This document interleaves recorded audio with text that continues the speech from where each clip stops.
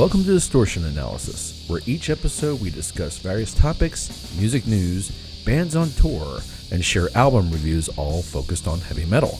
Here are your hosts, Sean McKnight and William Rizzo. All right, we are here for episode 8 of Distortion Analysis.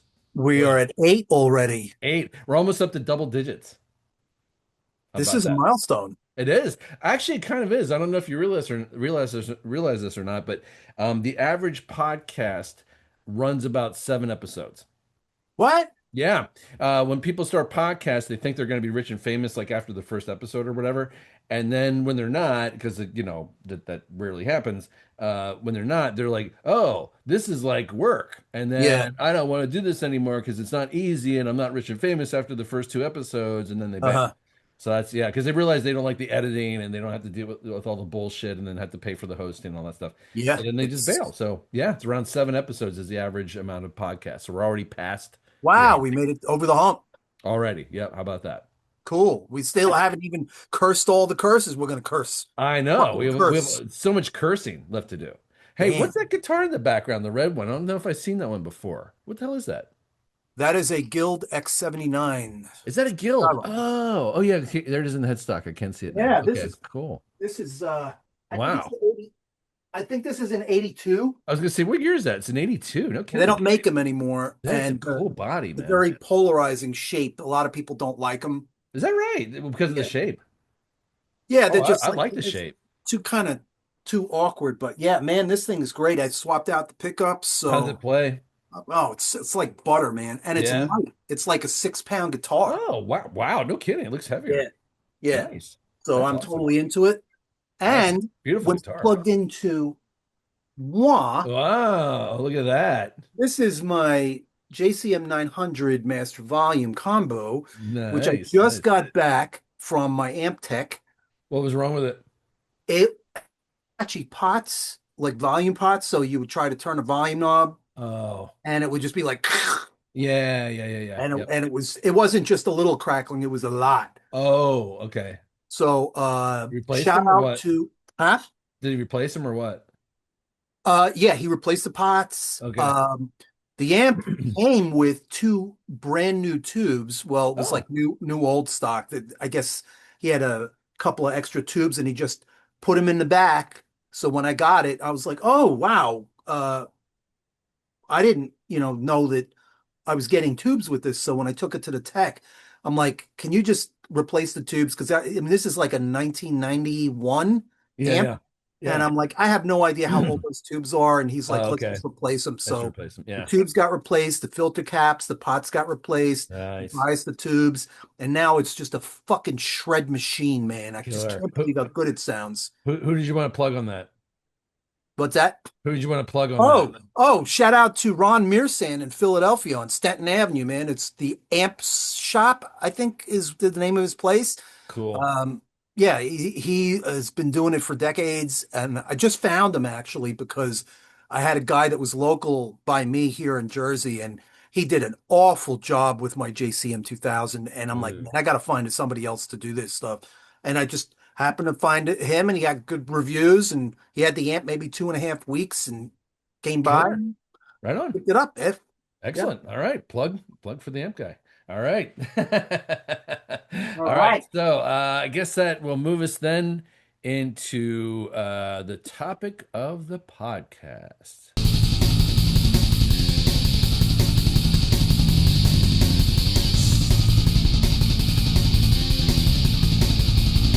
Do it.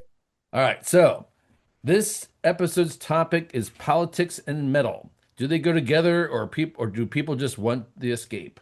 Now, I want to preface this for our listeners that are cringing right now going, oh shit, they're going to talk about politics. Yes and no. We're not going to get into the politics in terms of policy and all that bullshit. We're not getting into that. What we are going to talk about, though, is how politics affect metal and the music industry in general and that kind of stuff without getting into the actual political crap itself, because God knows nobody wants to listen to that right now. So, and there's plenty of it out there. There's plenty of it out there. Yeah, you guys don't need us for that shit. So there's plenty of that out there already. So, and, we have our own opinions. But that's the deal. So here's some examples that I had here kind of listed, like Tom Morello from Rage Against the Machine called out Kristi Noem for using Nazi language. So that was one of the things he got involved with. The Dropkick Murphys, of course, released a new anti-ice song. The new Lamb of God album, Into Oblivion, is largely about the country right now. And Randy Blythe has been very open and honest about how he feels about Yeah, politics yes. and things. Yeah. Interestingly, of course, Surge from System of a Down also political, but the drummer is MAGA. So you have the opposite ends of the spectrum there within the same Yeah, band. And then yeah. also the thing that makes that extra awkward is that the drummer is married to Surge's sister. So he's his Oh, brother-in-law on top of it. imagine those So Thanksgiving dinners. yeah, I was gonna say the holiday, I'm sure the holidays conversations are very interesting, I'm sure. So you have all that mixed in, and then you also have more recent controversy with the Dead Kennedys as they pulled out of the Punk in the Park event. When that event was, discovered to be run by some guy, another guy, MAGA guy, and Yeah. then the more another recent thing I read about was that the band Dogma was supposed to tour here in the U.S., but due to the recent kind of visa complications with immigration and all that, they couldn't come into the country. So they couldn't come in here without complications, and there was fear, I guess, of what was going to happen. And there's other bands that are kind of backing away from touring here for the same reasons. Yeah. So, what are your thoughts? So, there's just some of the topics I threw out there, but sorry to vomit that on your Well, face. well, I mean, I think I already told you several back that I went to go see Master last summer, and they were Oh, supposed to that's right. co-headline with Sinister. Sinister, yeah. And Sinister wasn't able to come into the country because of the visa issues that were going on at the time due to the administration's bungling of handling visa requests because they were over scrutinizing every little Oh, yeah, yeah. thing to, investigate whether or not they had any ties to, anti-American sentiments or anything.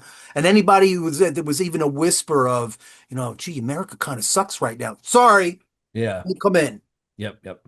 So they were a victim of that, and it has real world effects. I paid for a ticket for a band that I never got to see. Yeah, see, there it is. So, I mean, like, no matter how much we want to avoid it and we don't want to talk about it, which is, understandable. But at the same time, though, you can't avoid it Yeah, because, right, there's an example where it affected you going to a show because you couldn't go to the show because, of course, the band couldn't make it, through the that's whole right. visa process. Yeah.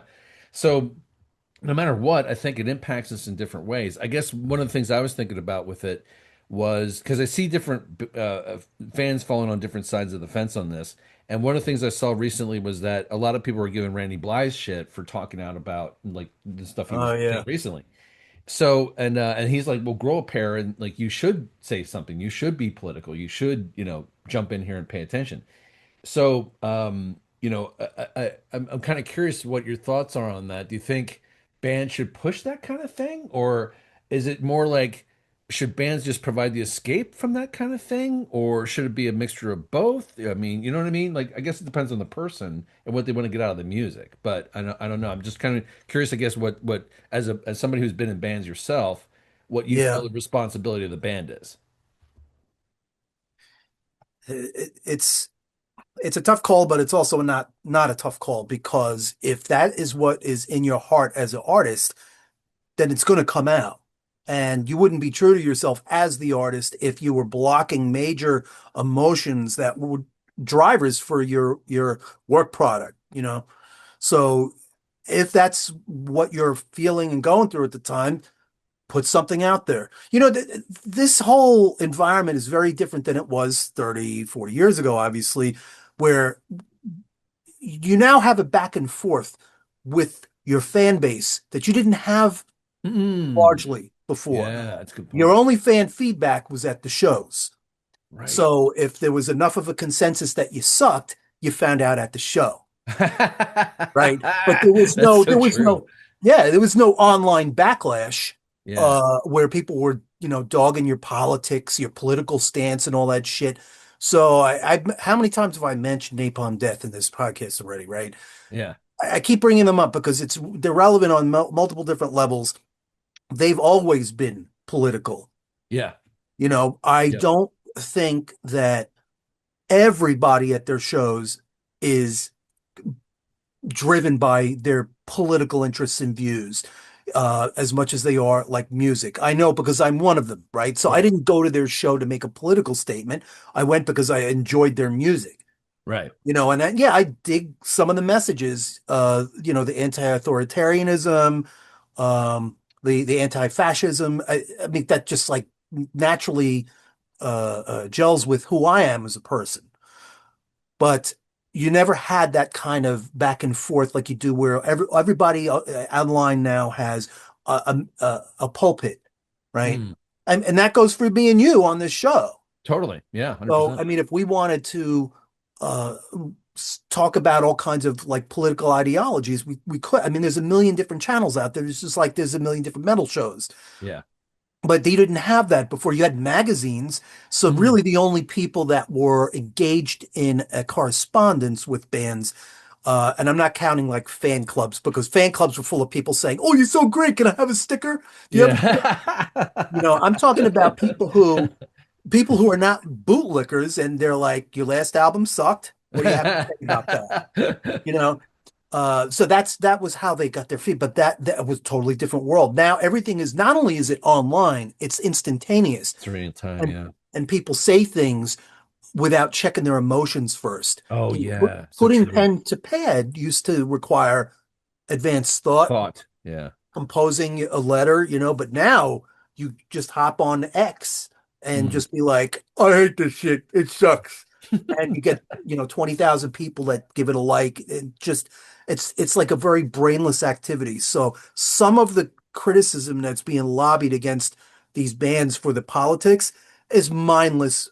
sheep activity. I hate to use a cliche term, but it's just people It's just true. not thinking for themselves. Yeah, it's true. No, it's true. I know. I completely agree with that. I also find it interesting when there's people like, and I just heard this a couple different times for a couple different bands, where I saw people say like, I didn't know Rage Against the Machine was political, or I didn't know Randy Blythe was political. I'm like, how can you not know that? Especially if Yeah. it's Rage Against, especially with Rage Against the Machine.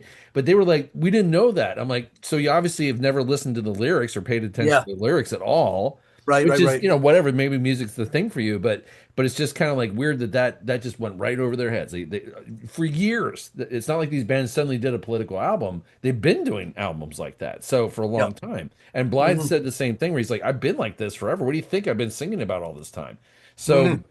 so it's just so funny that some of the fans are only coming to that realization now that some of their favorite bands are actually indeed political without them, without them realizing in the beginning. So I thought I, that I was have a interesting. I have a theory about what you're saying, which What's is that? that I What's the think theory?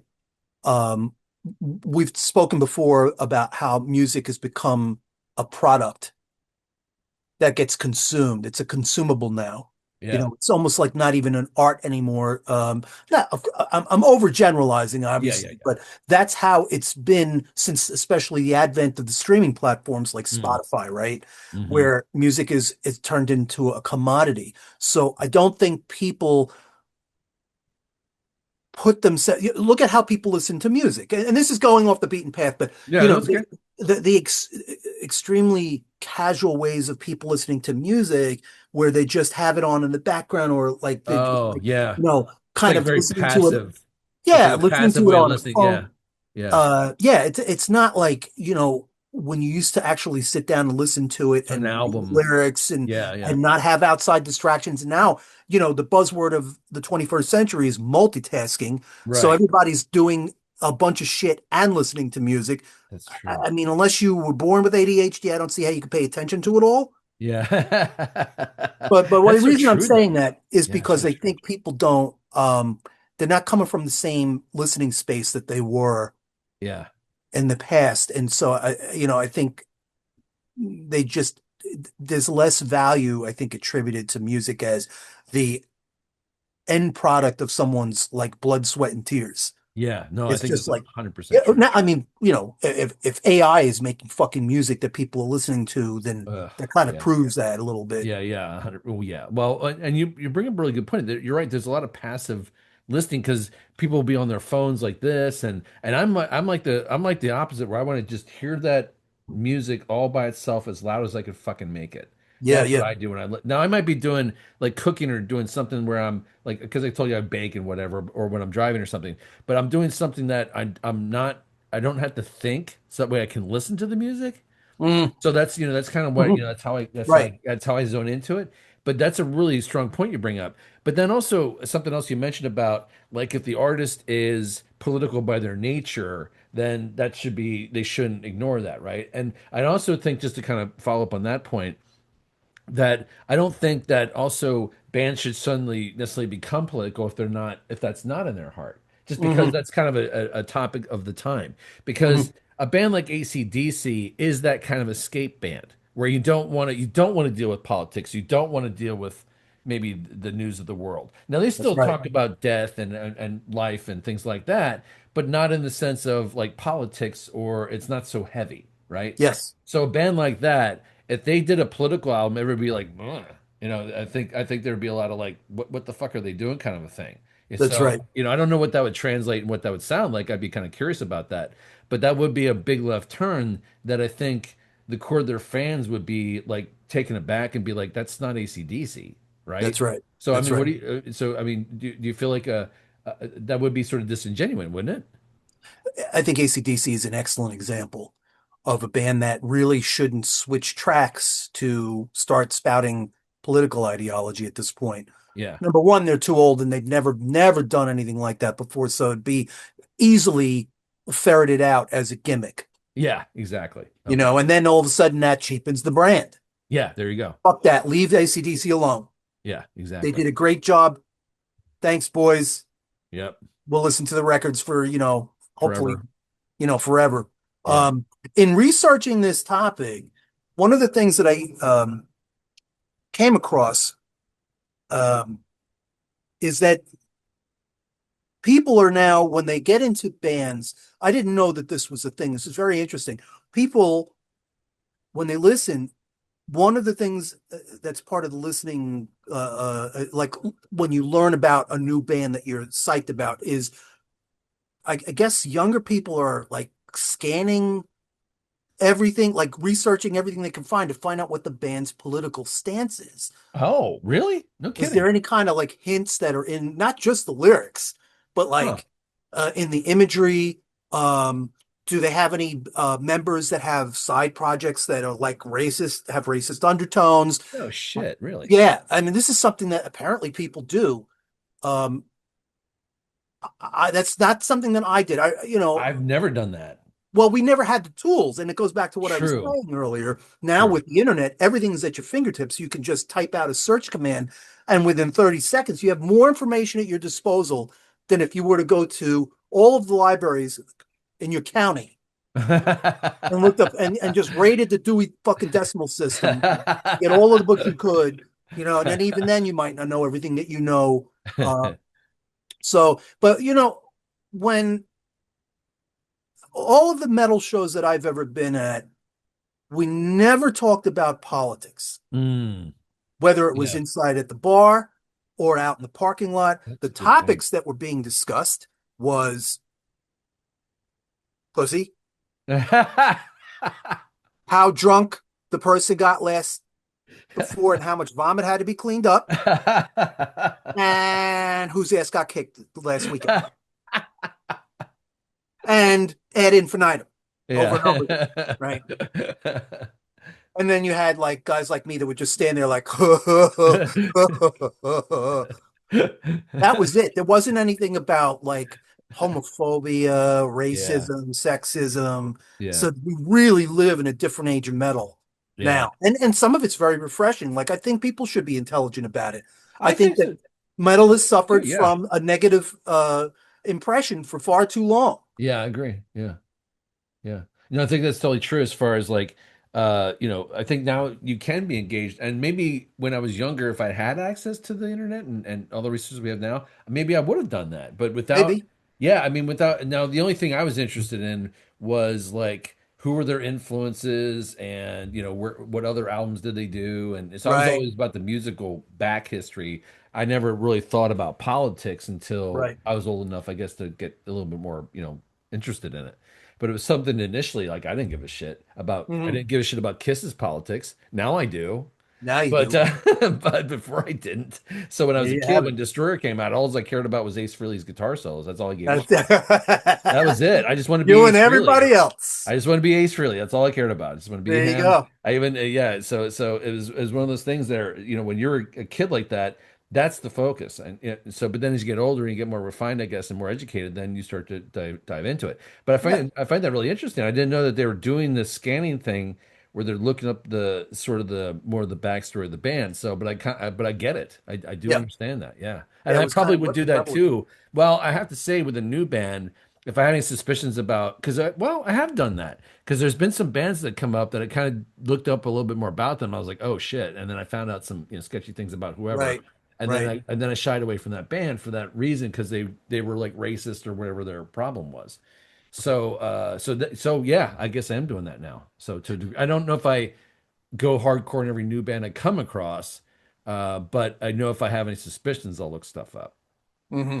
So, Hmm. do you do that too? As far as if you have any kind of like if they're there might be a white power band, so I'm going to kind of make sure they're Some, not. yes. Well, something would have to tip me off. Yeah. One of the articles I read was a guy who was had become very adept at identifying uh, symbols and imagery of white power. Oh, okay, gotcha. And so he was writing about the black metal movement. And I guess there's a little sub branch of it called National Socialist Black Metal. Yes, I know what you're talking And about. it's a big deal now, Oh, right? I Because know, they're I know. inherently racist, Yep, xenophobic, yep.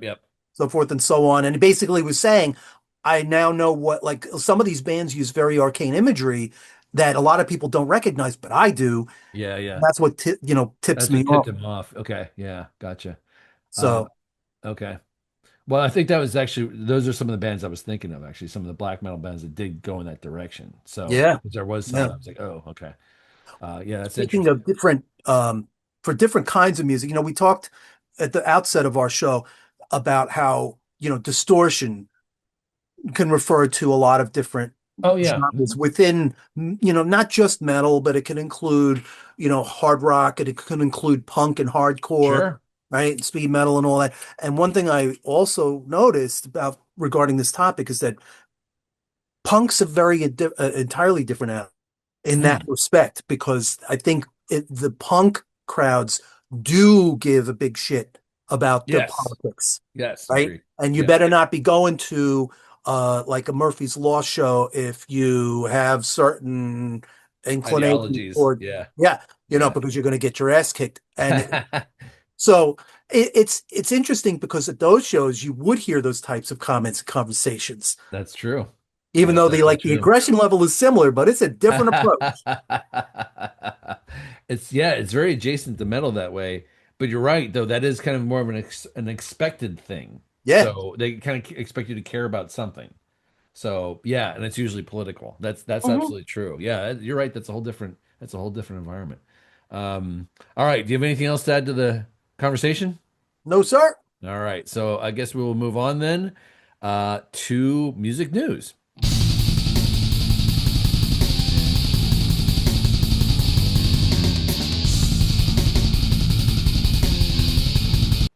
All right. Well, where's the news ticker sound? Don't you? Thank you. Thank you. All right. Thank you. All right. Man, I can't keep doing that. You're gonna I have to know, I pay me know, for I it. know, I know. All right. So, all right. So I think you saw my news update that the price for Vinnie Vincent's album went up a notch. Did you see that? I I decided to watch some Vinnie Vincent videos. Did you really? Yeah. I Why? because I just wanted to, like I only heard a few clips of his, Oh, and okay. I'm like, you know what, before I judge this guy, let Oh, me, okay. Fair enough. and And I'd already seen these. That's why I'm like, why? But he's go ahead. yeah, he's first of all, he's a fucking phenomenal guitar player. He's Yeah. a million times better than I am. I have no problem saying that. Um, it's just his attitude that just Oh, rolls the shit out of me, and it's yeah. just just reeks of self-righteousness, and Ugh. um, I just he he seems like he's a real pain in the ass to be around. I don't know. Maybe it's just me. I mean, I saw a couple clips of him with fans and he was nice to the fans, but I mean, to be that kind of like demanding, um, I think he's just wanting, his last 15 minutes of fame with this price increase because Oh, who the hell is going to do that? who's Now, doing that? Yeah, it's yeah, an interesting arrangement that he's proposing because he's saying, I want to, if you buy this album, you also buy the rights to distribute it yeah, yeah, and yeah. but I don't know obviously the exact terms of that. Like, how much does the person who buys it get to pocket? Right, right. Or how much goes back to him or whatever. Yeah, Exactly, yeah, yeah. exactly. So it reminds me of the Wu-Tang album, the Oh the yeah, yeah, the last Temple of Shaolin or something yeah, yeah, yeah, that was purchased by I think it was like $2 million. yeah. It was the tech bro that bought it, and then I think he had to sell it. Shrekley, Shrek. Yeah, that's it. Yep. got the pharma guy. Yeah, the farmer guy. Yeah, yeah. Not the tech guy. Yeah, the farmer guy. That's what I meant. Yeah, farmer guy. Yep. Yeah. That's it. And Yeah, now he's that's the only him. one with the copy of that album. Yeah, we'd like to hear it, but I don't know. It's a weird arrangement. That's a weird, yeah, it is a weird arrangement. Well, uh, yeah, and it goes back to his ego being like, when I saw $2 million then for this thing. So, because he was doing those singles at first for like 225 bucks, and then now the whole album's for like 2 million. Yeah. And yeah, I don't know who's gonna buy. I'm waiting to hear the news about who bought this thing, if there's anyone that's gonna buy this thing. Hmm. So, and and some of the titles don't really, I don't know what a $2 million album sounds like. But with titles like Heavy Metal Poontang, Cock Teaser, uh, Ride the Serpent. I mean, he's got a phallic Yeah. thing going on here. So you know what I mean? That doesn't Which is that funny don't coming sound from like such an androgynous guy. yeah, right. He looks like the aunt of Ace Frehley.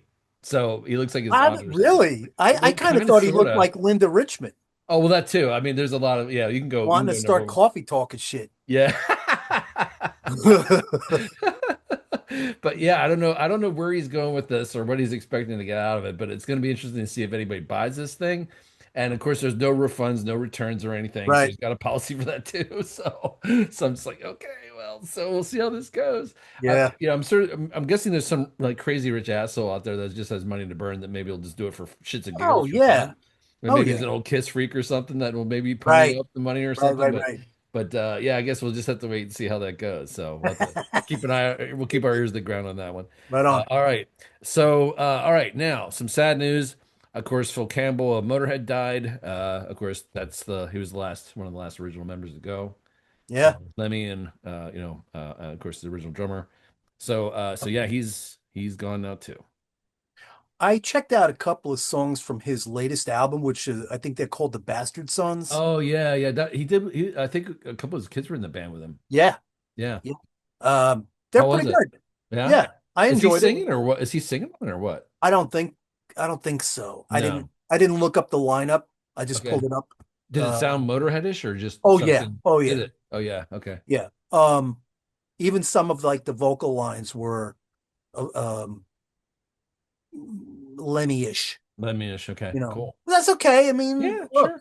you are who you are, and if you do it well, keep doing it. Hey, he's one of the architects of their sound, so it makes sense Yeah. that he would. Yeah. That's kind of I was kind of curious if it still sounded Motorheadish or not. So, Yeah. which would yeah, that makes sense. Sad another member to go. Um, so and did you see the controversy with Deicide, where the former guitarist Eric Hoffman is lashing out at Glenn Benton about not getting paid royalties and merch monies and stuff? Yeah. I mean, they are going to be at each other's throats until they both descend into the pits of hell. How much do you know about their kind of history there? I mean, it's been going on since the Hoffman brothers exited the band or were kicked Oh, is out of that it. right? Oh, I didn't know that. I wasn't Oh that yeah. in touch with it. Of course, it's two sides to every story.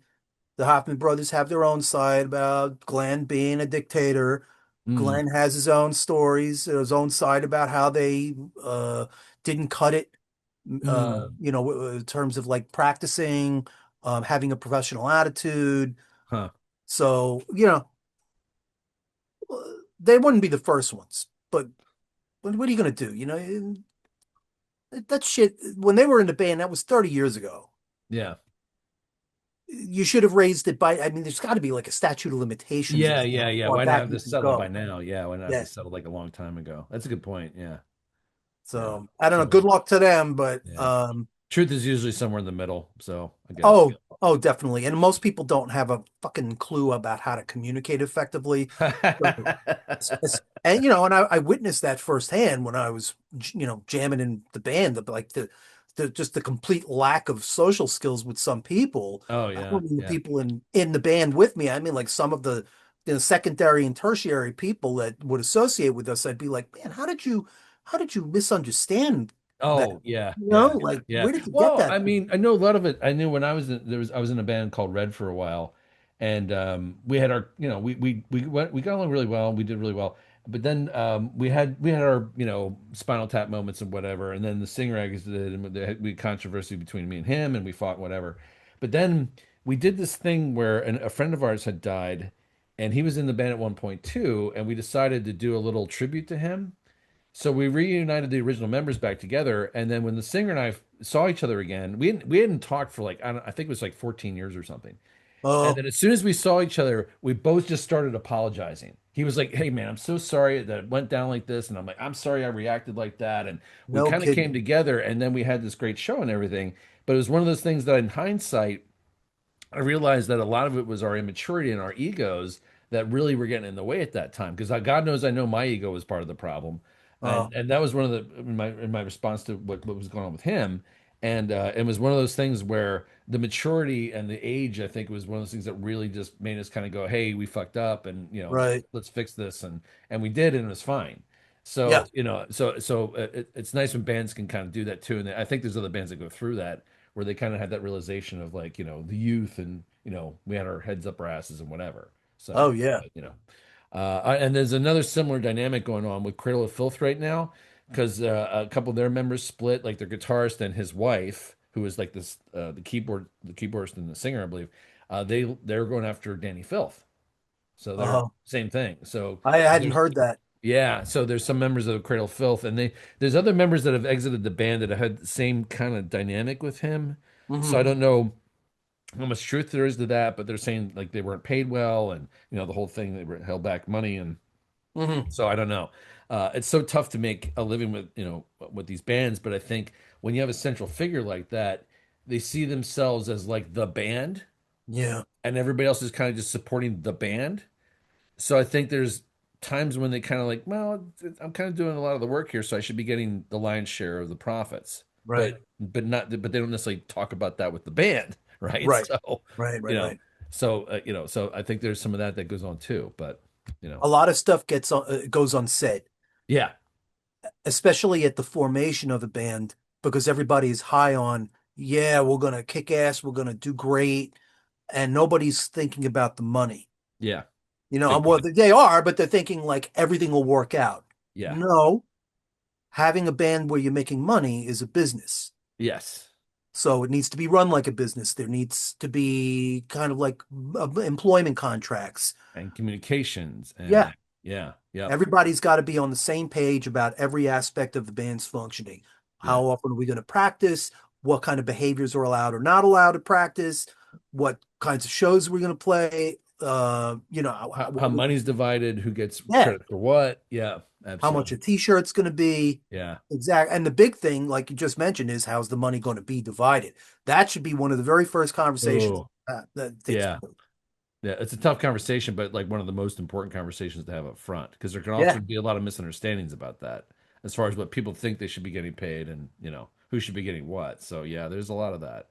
definitely. If I ever went into another band situation, that would be one of the first discussions I'd have. If it was going to be any more than just like a casual jam situation where Yeah, shows yeah. were involved, Right, I'd right. say, let's get this out of the way. Let's talk about it now and just figure it out. Yeah, Yeah. yeah, I didn't do that with Sarcophagy. I was so well, we I didn't was do that happier right than a away pig in a either. stick. Yeah. The bands I was in, same deal. No, we didn't do Yeah. it either. No, not We were until it just was like, like, cool, let's just hang out. yeah. And then after you're into it, you're like, how are we going to divide this? And it was like, then shit got real I after know. that. Well, the good thing for us is that we didn't make hardly any money. That's right. So there's nothing to really fight about. Hey man, we're gonna divide this $5 up, so everybody gets a Right. dollar. Give All me my right, two Joe, I get a dollars. buck 50. That's right. So All right, so yeah, nothing to get pissed off about there. I saw Ghost is taking a hiatus from touring. Tobias Forge wants to spend time with his family. So I think there's a that's happening with a lot of bands now where they're kind of pulling back a little bit and kind of going, look, especially as they get older, I Yeah. think I think that's happening more and more. And I think that they've done a lot of work, Ghost. Yeah, I mean, they're one of the premier metal acts in the world right now, absolutely. one of the biggest names in metal right now. So Yeah, it's a very smart move because it allows him time to recharge, spend time with his family, with his kids, whatever. And yeah. then a year, 2 years from now, it'll be like the big comeback. Absolutely. And Well, it also it'll gives, yeah, well, it make, gives the fans a break, like you said, because they've been releasing albums and touring a lot. And yeah, then when there's that little bit of a gap in there, it creates that like, oh, when are they going to release a new album kind of a thing, you know? right, right, right, right, So right. You don't want to burn people out. yeah, yeah, good point. So yeah, cool. Now, speaking of albums and new and bands coming out and stuff, big surprise was Neurosis. So, because we talked about them a little bit, and of course, the issue with Scott Kelly, and Hmm. and everybody thought the band was done, and then out of fucking nowhere, they come out with a new album, An Undying Love for a Burning World, which is such an appropriate title right now, and of Hmm. course, the new singer and guitarist with Aaron Turner from ISIS. Hmm. So, which everybody's going, he's like the perfect replacement. So, and then of course they have a single out and the whole, this whole thing. And now they're coming back with a new show. They're going to be playing, we're going to be talking about the live shows a little bit later, and they're doing the Fire in the Mountains. So huge comeback for Neurosis here. So, were you a Neurosis fan or no? No, no, I know next to nothing about him. Is the single any good? Yes, it's incredible. It's really punishing and just kind of like it's all neuro. It sounds like them for All sure. right. And if you ever get a chance to see them live, they are probably maybe like the most intense band I've ever seen live, like ever. And I've What? seen, black metal, all kinds of, anything kind of thing. I've seen, Really? and I saw them. I've seen them 4 or 5 times now, and it's one of the most intense experiences I've ever had No because kidding. they do visuals and just their presence, and they're just like relentless. They just are they don't stop. It's just like this onslaught of what they do, and it's Wow. like and when you see them, it's like they grab you by the throat and they just don't let go, and they just beat the shit out of you for an hour and a half, and then they let you go, and they feel like it. So That's the way to do it. I mean that's the way it feels when you go see them. So I highly recommend seeing them live because you'll see Okay. what it's an experience. It's Interesting. better, yeah. It's better when they're not like in a festival or opening up for a big band because I've seen them at like Maryland Death Fest and I've seen them open for Pantera, and Yeah. when they're in those kind of circumstances, they can't do the stage show that they normally do with visuals and stuff. So it's better when they're headlining on their own and just doing their own tour, because then you Yeah. get to see all these visuals and stuff that they do, which is part of what makes the experience so intense. Right, right, So right. yeah, it's just incredible. So just if you get a chance, just a huge fan of them, and they've got a new album out now, and they've Cool. replaced Scott Kelly with Aaron Turner. And then another other new release I see coming up, and I don't know how I feel about this, is Jeff Tate is releasing Operation Mindcrime 3 Yeah. without Queensryche. Yeah. So, I don't know, man. how do you feel about that? I got a pre-sale notification about that from Ticketmaster. Um, and I was like, Are you a what do you Queensryche guy? mean Mine Crime 3? Yeah, yeah. Are you a Queensryche guy? Yeah, I'm not like a huge Queensryche fan, but Yeah. enough of one to care. Okay. Um, I know that they don't get along, Yeah.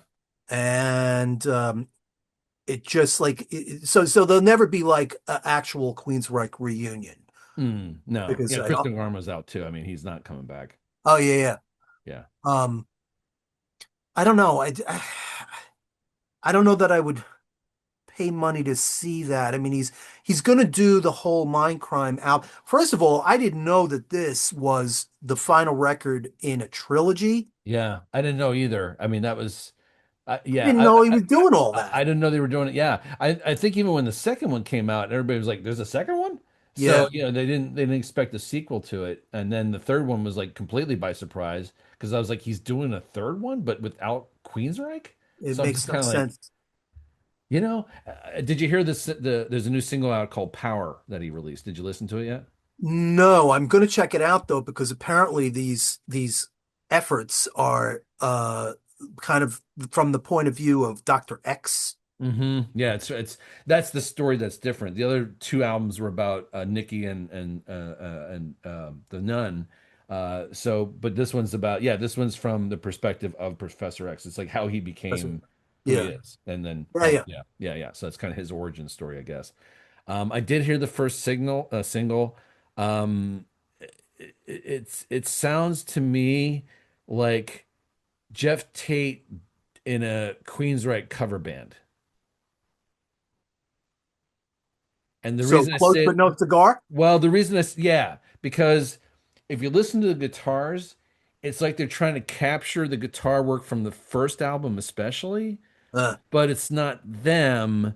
So it sounds like they're forcing it to sound kind of like that. That was just me and my impression of that. And I don't know. And I am such a huge fan of that first album. I wore out my cassette when I got it.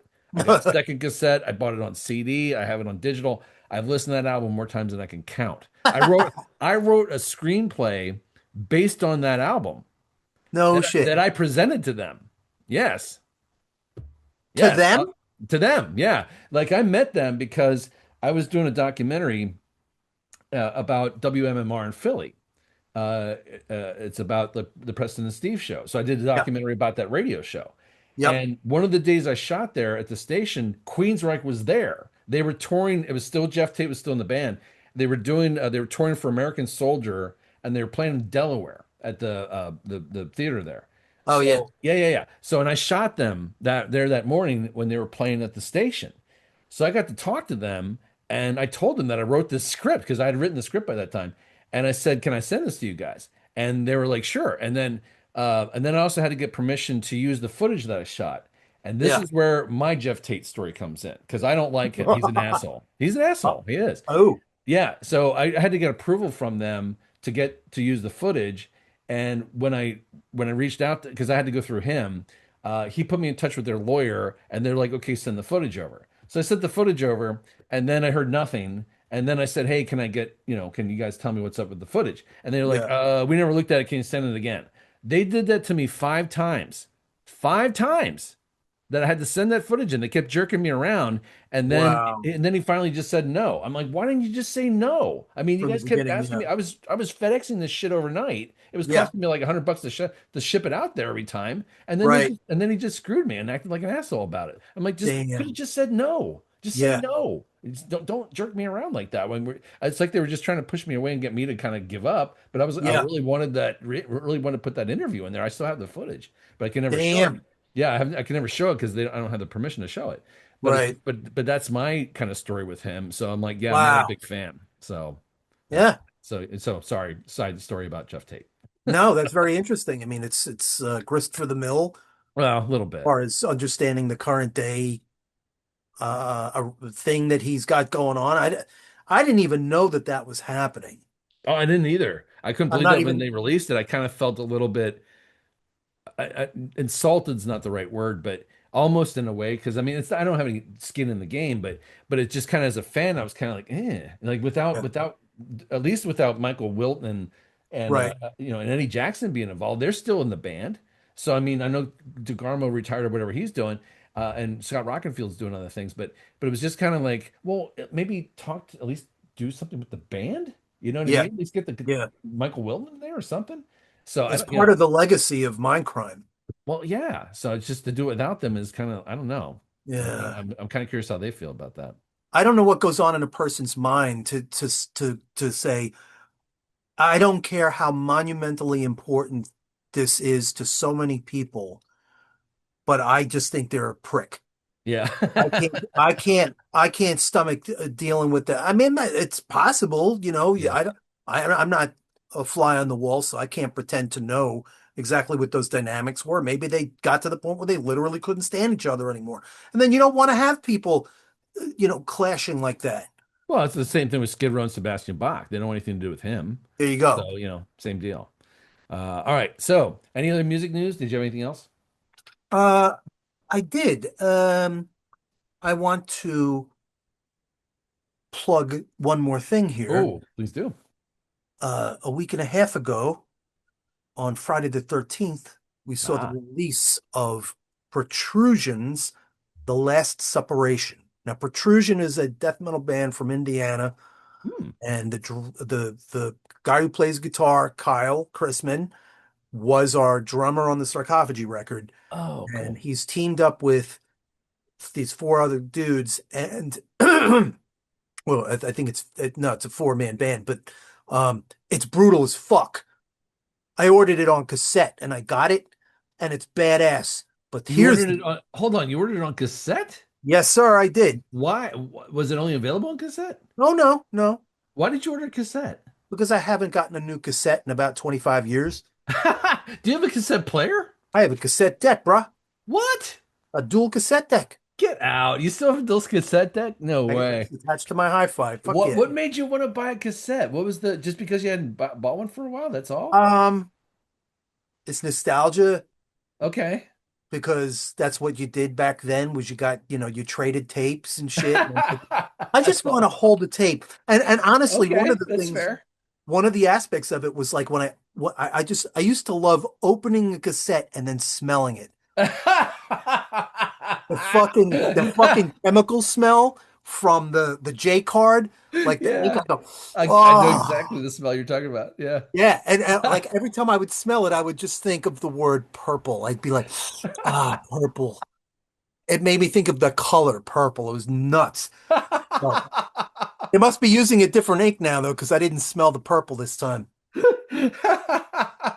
So, but So you so bought a cassette because you used to trip on the smell of the, yeah, of the tape. I wanted to see if it still smelled the same. But no, no, seriously, and and Oh also my God. it forces me to listen to it in a controlled environment, like we were talking about, Oh, interesting. where I can, it's not something I'm streaming and then I'm like standing in Yeah. line at 7-Eleven, like, yeah, I'll take that crumpet over there and I'll take that Yeah. donut, and the music is going at the same Yeah, time. yeah, yeah, Fuck totally. that. Yeah. But I would like to call all of your attentions to the final song on the album. It's called Anthropophilic Anthropophilic Anomaly. Whew. Because I have a guest solo on that song, Oh, killer. and it fucking rips. Dude, yay. Awesome. Plug the album again and the band. This is Protrusion is the band, Okay. and the album is called The Last Suppuration. And That's the song you're soloing on? it's anthropophilic anomaly. I just keep having trouble pronouncing that. It's a mouthful. Anthropophilic, yeah, Okay. anomaly. Okay, that's very cool, man. And Yeah, can people find it anywhere else? Like is it on Bandcamp or is on yeah, yeah. It's on YouTube, Bandcamp, and if you want to score a copy of it, there's not just cassettes, obviously, there's CDs. yeah, Um, I got it from Iron Fortress Records. there you go. Okay. So support Iron Fortress Records because they are a legit, extreme music distributor, Cool. and they have a tremendous selection. Awesome. Okay. Was it Iron Fortress? Iron Fortress Records. Iron Fortress Records. Okay, cool. All right. Thank you for the plug. Anything else in music news? Let's see. Oh, yes. This week, WSOU, the Oh, radio station up in South Orange, South Orange. Yep. uh, they began a celebration of 40 years of metal this week. Whoa, cool. Every week for the next 40 weeks, they are going to play the top metal hits of each year. Wow, This is that's really 89.5 cool. FM. But you could also listen online too. Like if you want to Okay. pull them up. So that's for our audience here. Uh, WSOU. yeah, check it out. I don't know if it's WSOU.com or not. I haven't been on the Okay. website Yeah, you because can find it. Yeah, I'm sure they'll find it. yeah, Oh, that's really cool. They're doing that for 40 weeks. Oh, that's killer. That's a really yeah. cool. That's gonna be fun to listen to. Oh, That's hell gonna yeah. be a lot of fun to listen to. Hell yeah. So they're doing it chronologically from 86. from 86. Oh, from 86 up till now. That's really cool, man. I Right. gotta go back and check that out myself. I'm gonna listen to that. There you go. Oh, that's cool. You All right. heard? Yeah, very nice. Very nice. That's All right. Anything else on music news? it. That's it. Okay, awesome. All right. That means we're over to our album review of the episode.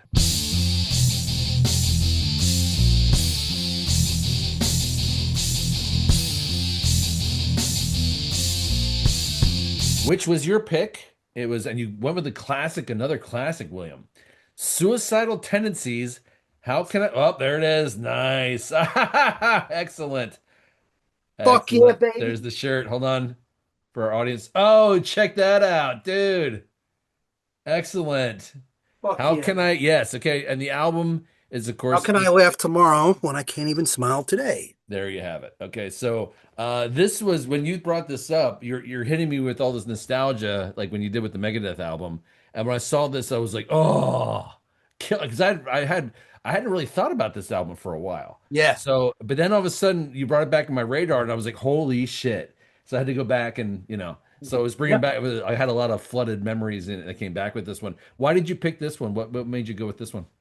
Same, exactly what you just said. I hadn't heard it in forever, Okay. and it absolutely rocked my world when I first heard it.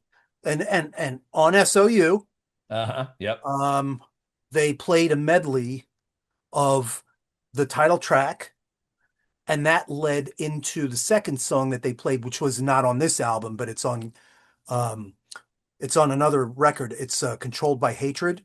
Yep. And I just remember when they played those two songs together, I just went, I gotta fucking learn how to play that. And I recorded the whole sequence of it, and I would just rewind, play until I could fucking play all the riffs. And it was also what got me into like really getting precise with my triplets. Oh, okay. Right on. Yeah. Mike Clark is a fucking genius on the Oh, rhythm yeah. guitar, Big time. Oh, yeah. Yeah, yeah, yeah. and he's one of my biggest influences. So I said, this album it's gotta get on the show. Going back to the album here. So you said you kind of chose it because you just it hadn't been on your radar for a while, and it was something that inspired you from the past, right? And it's still good. Oh, I know. It's one of those albums that when I kind of went back to it, I was like, this thing still holds up. Yeah, So I was like, yeah, yeah. this is really cool. I mean, Well, it does sound old. It does sound like old thrash. oh yeah, it's got a dated sound to it to be sure, but the songwriting and the songs themselves are something that, is still kind of like genre defined to this day.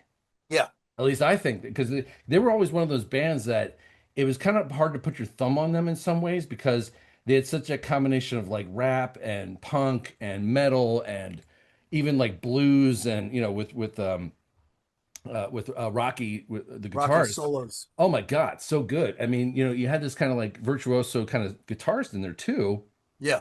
mixed also with the monster Robert Trujillo on bass, who's now of course playing bass with who's also who's the bass player for Metallica now, and his son is now the bass player Suicidal. for Suicidal. Yeah, which is Yeah, really cool. I love the way that kind of happened with his son in the band now, and then it he's a is. monster on the bass too. So he's like so you have these excellent musicians, Yeah. and then you have this kind of this crazy singer with Mike Muir. Michael Mike. Oh my God, where he's just like in your face and he's got Yeah. this attitude and like he's unavoidable and like between all these dynamics in the band, it's just kind of like this such an eclectic mix of stuff smashed together, Yeah. but at the same time it works. It's a great chemistry of all of them together. Oh yeah, and the attitude that they bring to the table is just kind of like, is just like one of those things that makes them such a unique band, I think. Because Yeah. there's nobody that sounds like them. No, it's a very unique sound. Yeah, I I mean, saw there's other them. bands. Well, there's other bands that are kind of in the same neighborhood. I would put Fishbone in kind of the same Yeah. neighborhood as them. Yeah. They do So have the same kind of approach. Yeah. yeah, something like that, or maybe just like bands that are kind of maybe a little more ska influenced and that kind of thing. But overall, though, I mean, just between punk and metal and like all the other stuff that they have mixed together, they're just them. There's nobody like Yeah. them. So, but I got the I saw them open for Megadeth about 10 years ago, and okay. I saw his son, playing. Oh wow, I've never seen them live. How were they? How were they live? They were fucking amazing. Yeah, They have, the new people, and Mike Clark is not in the band anymore, and right. I don't think Rocky George was there. Oh, is that right? Okay, he's not in the okay. I don't think he was. Um, they were really good. I remember standing there holding a guitar pick in my fingers and just fucking playing along. Um, but the first time I saw them was in '91 for the Lights Camera Revolution tour. Yep. Yep. Yep. And I remember telling the people I was going with, I said, because at that time, Suicidal, they were opening up for Queensryche Oh wow, that's an on, interesting bill. yeah, yeah, Yeah. and it was the Queensryche. We were just talking about Queensryche. It wasn't the Mindcrime. It was the one after that with Jet Set Oh, Movement on it. okay. Yeah, yeah, yeah. Yep. Uh, Empire. Empire, yeah, and oh man, that was a fucking great show. Yes, I saw them on the tour too. That's when they did Minecraft in its entirety. Yeah, they did. That's right. Yep. Um, I told the people that I was going with, I said, you cannot be late. Because Mm. one night, I remember this, I had a fucking nightmare that we showed up to the concert late and Suicidal had finished already. Oh no. And I was a much bigger Suicidal fan than a Queensryche fan. And I said, if you cause me to miss Suicidal Tendencies, we're going to have a fucking problem. And sure enough, I'm honking the horn, picking people up. Come on, motherfucker, come on. We fucking get to Nassau Coliseum, and we got out of the car, and they're like, Will, where are you going? And I'm fucking booking it. I'm booking it because we were already late. And I Yeah, yeah. fucking burst through the door. Take my fucking ticket. And I go running up the stairs, and I can hear them playing. And sure enough, Oh. I fucking go into the arena, and they were maybe about a minute into um, "You Can't Break Me Down." You can't Oh, break yeah, me down. yeah. And Cool. that was the song I wanted to see. I'm like, oh, at Oh, least I didn't miss the whole fucking song. okay, that's good. That's good. That's awesome. How far into the set were they? How far? What? How far into the set were they? Like, did you miss a Oh, it whole? was the first song. Oh, perfect. Okay, Yeah, good. You but made it just we were just about a cutting time. Just about we that's good. we cut it too close. What And what what made you pick this album? This is their third album from 1988. What made you pick this one? it's the most cohesive, Oh, I think that's true. you know? I get that. Yeah, it's most them. Yeah. Yeah, I yeah. mean, Lights Camera is a great record, but it's Yeah. just, I don't know, there's just it almost seems like they got a little poppier, Oh, interesting. you Okay. know? Yeah, a little more A a little more little mainstreamy-ish. more, yeah, and well, especially for the one after that, and I don't Yeah, remember yeah, what the yeah. name of it is, but I bought it and I'm like, this is the same band. I don't Yeah, know. yeah. And Controlled by Hatred, I really like, but it doesn't have as many sublime songs on it as How Will I Laugh Tomorrow. It Yeah, yeah, almost feels like it has more of an underground feel, like before they really, really reached full yeah. X maturity Yeah, yeah, yeah. level, Yeah. and then the first join the army, it was, I don't know. I'm not a huge fan of that because I was never like a skater. Yeah, yeah. Well, that was. I think this one you make a good point about it's kind of like really solidly them as far as like the songwriting. They kind of matured into their style more here, Right. and they've more defined their style. I think here too, where they really kind of nailed down what they were and what they were representing themselves as. Exactly. So yeah, so just because like I know Trip at the Brain and like Sorry were two of my favorite songs off of here, Yep. and those all and those songs though are very definitive of them. I mean, like that's one of those things when you hear it, it's like, oh yeah, it's them. It's obvious. It's it's obviously them. Yeah. But yeah, but then also like at the same time though, they do jump around a little stylistically, Yeah. but still stay them the whole time. Like How Will I Laugh Tomorrow is kind of a nice longer song. It gets a little bit more built out. So there's stuff like that that they're doing that they're capable of writing longer, more thoughtful stuff. And then they write something just, with the attitude like just punching you in the gut with like Surf and Slam and stuff Right. like that, where it's just kind of like, total attitude, Yes. you know? Yes. Uh, I one of the standouts for me is Pledge Your Allegiance, Yeah, it's cool. Yeah, I and it's gotcha. because of the chorus, and it's just like that chant. Mm. They played it when I saw them 10 years ago, and I just remember screaming ST, ST, just fucking going nuts. And then at the end, everybody's going suicidal, no, no, no, Yeah, no, no, no, suicidal. It's badass. right on.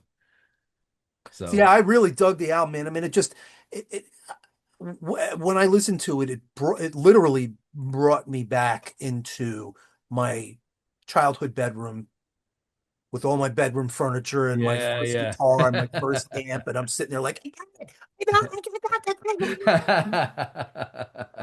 it. was a joyous moment. I love those. I do love those kind of nostalgic albums to be sure. And this is that. Yeah. Yeah, this was definitely a great pick. Yeah, I love their mix of just like punk and thrash and just and all those sort of early influences. But yeah, it's unique and it's all them. So all right, so Well, good choice, man. That was a cool yeah. one. Yeah, One thanks for of one that. of the one of the things I kept thinking is like the guitar tone. Like, and I've noticed that one of the main out of all the notes of all the albums that we've been discussing, the one comment that keeps getting made over and over again is Hmm. supreme fucking guitar tone. Just amazing. Yeah, yeah, You yeah, know, totally. Yeah, all of these albums that we've been discussing, like they really did a nice job just tweaking the guitar tone just perfect. yeah. And so it's not harsh, yet it's not too mellow. It's fucking right in the But pocket. it's also distinctive. Uh-huh. Yeah, yeah. Like you can hear the guitarist and know almost who's playing it sometimes with that. Oh, Yeah, yeah. yeah, yeah. But that's the signature of a band like this, where they have that uniqueness to them, so they don't sound generic, like where they just blend in like so everybody else. But the guitar tone and that's part of it, though, is that because you Yeah. talked about Carl from Nile, how he has such a distinctive guitar tone because of the string gauges and all that good stuff. But Yeah. that's the kind of stuff that does stand. That's why they stand out. So that Exactly. doesn't just they not sound like just like everybody else on the planet because they have those kind of more intricate details about what they sound like and how they That's play right. and You and know everybody having exactly their who you're signatures. listening to when you hear it. Yeah, 100%. So, all right. So very cool. Anything else to say about Suicidal? Oh, it's it. ST, ST motherfuckers. baby, Suicidal for life. So check out yeah, so check out well, pretty much anything from their first like I don't know, 5, 10 albums really or 5, 6 albums. So but yeah, but this is definitely one How Will I Laugh Tomorrow When I Can't Even Smile Today. So classic album. Right on. All right. Moving on to the mystery band.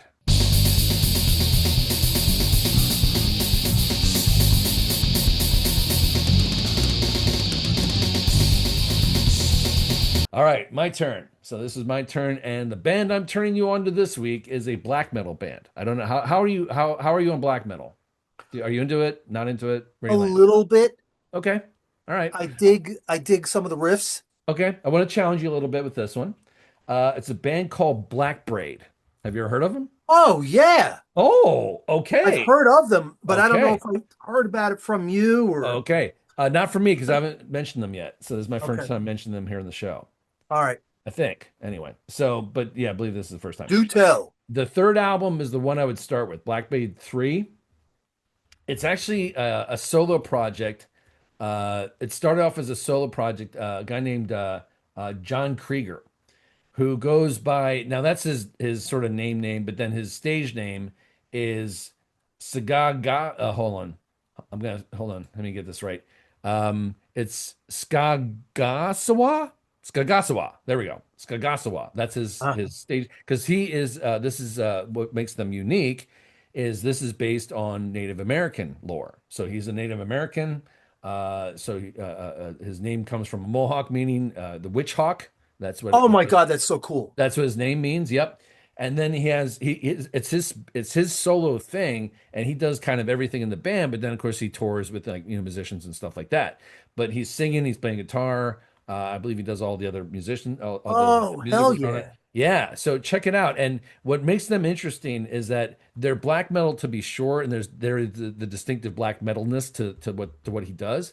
Uh, But there's definitely a unique aspect to the music, and there's a lot of Native American influence within it, which makes oh, it you're really kidding. fucking interesting. Oh, that's awesome. Yeah. So you mix that lore and the old kind of the musical influences of Native Americans, and you throw that in with black metal. It's kind of that same eclectic mix that Zeal and Ardor had, but just on the Native American side instead of like Yeah. gospel and stuff like that. So, Uh, but yeah, it's this crazy cool mix. And it's really unique. I thought as far as like it's going to be familiar to you because it sounds like black metal, but then when you start to listen to it, you're like, oh wait a minute, there's different stuff in here. okay. So, and he's not like particularly overt about it, and and the way he blends it in sounds natural to like it belongs there. It's not like he just kind of shoehorned like some Native American stuff in there and feels like it doesn't. It feels like out of place. Like Hmm. it's like he's doing for the sake of doing it. It Yeah, makes sense within the context of the rest of the music. that's hard to do. It is. So check that out. Black Braid 3 is the All album I right. recommend. Okay, so I check will. that I out. dig Native American folklore, uh, Oh, chants, and things like that. I dig that stuff. then I think you're gonna like this. Cool. So yeah, so check that out. Third album, Black Braid 3 would be the one I would start with. And then yeah, take it from there. Okay. So it's Right really on. interesting. Yeah. And then Thank you. we'll see what you think of it, in the next episode if you get a chance to listen. While we're talking about mystery bands, Yeah. I checked out the LSD that you referred me to. Oh, what'd you think? I thought they were very good. Did you like And it? I was tripped up by that singer, man. Well, Stanley. Stanley. I thought his name was Jimmy, but yeah, it just Yeah. like you weren't lying, dude. He walked up there like he just stepped out of the Port Authority bus terminal, and probably smelled like it too. He did smell like it. I've seen them. I Wow, saw them live like 4 times, and I can tell you from firsthand experience, I know what that man smelled like. And yes, that's what he smelled wow. like. Well, more Well, like beneath the station, but yeah. he channeled some major fucking Scott Whalen Right? vibes. Good Yeah, singing.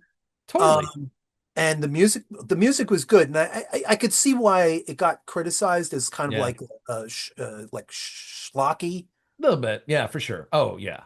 Yeah, there's But some flockiness in I there. mean, shit, if a band like that came out now, Oh, so maybe their lack of success beyond the first album was short-lived because they were in the wrong time. I yeah. don't know, It might have been a wrong time for them, but but that yeah. was a good pick too. All right, I'll check Okay, out cool. Black All right. Braid. Black Braid, and then the album is Black Braid 3. Right on. Okay. All right. Moving on to the last topic, and that would be live shows and tours.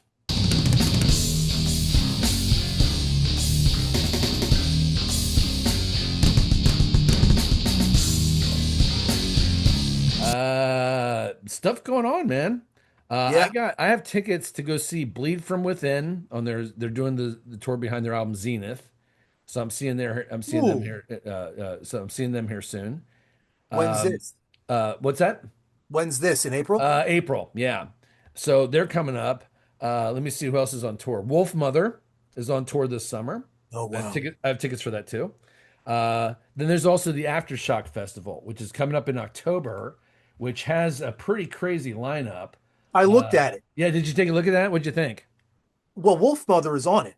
Oh, are they? I didn't realize that. I Oh, think it's cool. Wolf Mother, or it's either that or some other festival that I looked up. But Aftershock was interesting when I looked it up because it's billed as a rock and metal festival. Yeah. Right? So a couple of like I'm not into what who's the headliners? Yeah, it's like Limp Bizkit's one of the headliners. Uh, Yeah. yeah. So yeah. Not sure who else is on there, but I know they're one of the headliners. Who else did I see in there? Oh yeah, well, Tool, Pierce the Veil, My Chemical Romance, My Chemical Romance. Yeah, Queens of the I'm not, Stone Age, Wu-Tang Clan is playing it. yeah. So yeah, it's kind of Danny Elfman for some reason is playing it.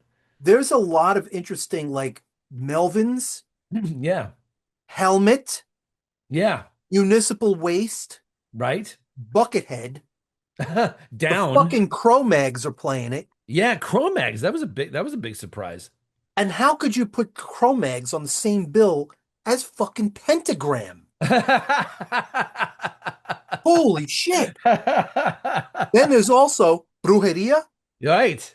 Yeah. and there's also Cradle of Filth, Yep. Suicidal Tendencies, Yep. and Killswitch Engage. This Yep. is this is fucking crazy. Body Count. Seven Fucking Dust. Ice-T's Body Count. Seven Yep. Dust. Queens of the Stone Age. Coal Chamber. Let's see who else is on. Yeah, I mean this lineup is insane. The only Atreyu, thing, like, and then they have old school like Atreyu's in there, like out of yeah, nowhere.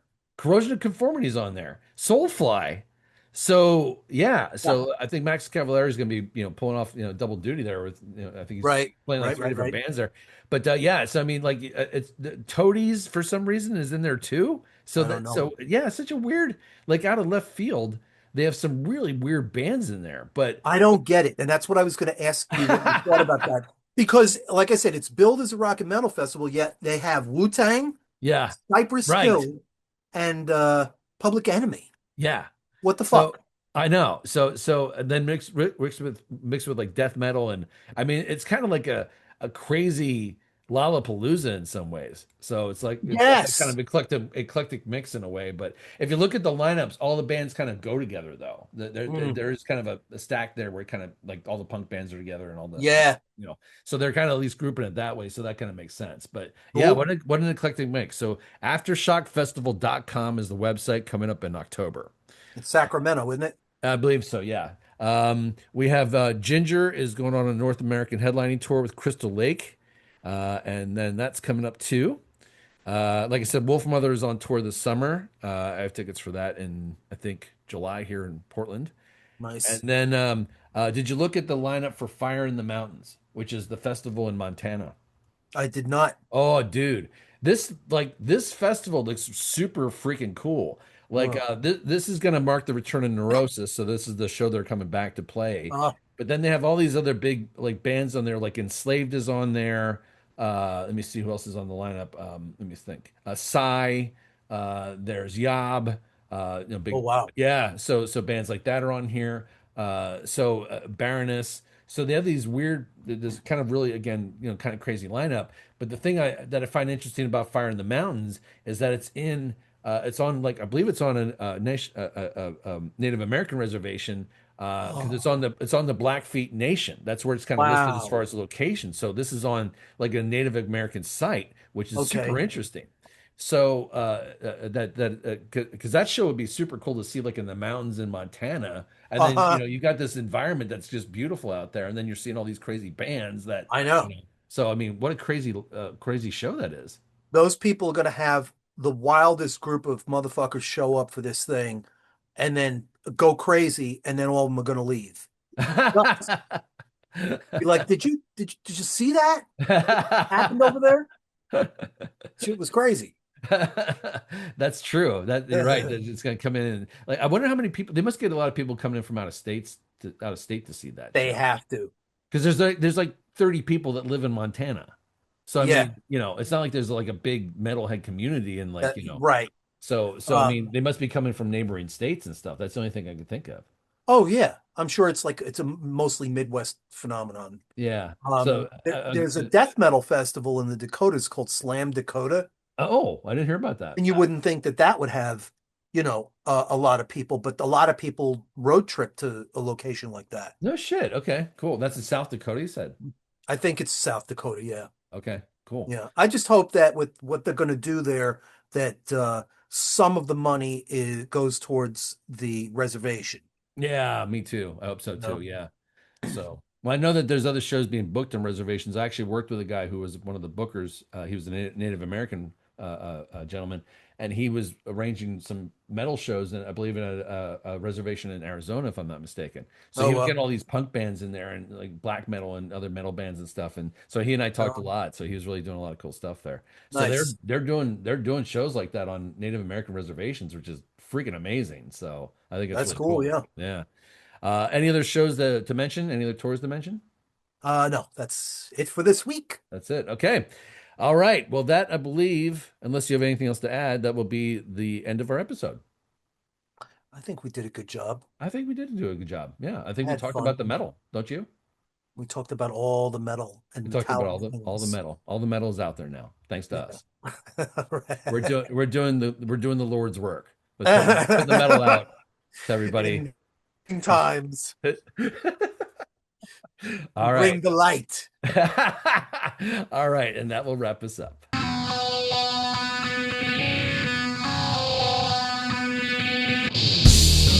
Thank you for joining us. Please share our podcast with anyone that appreciates heavy music. Be sure to visit our social feeds and drop us a comment with your thoughts on the podcast.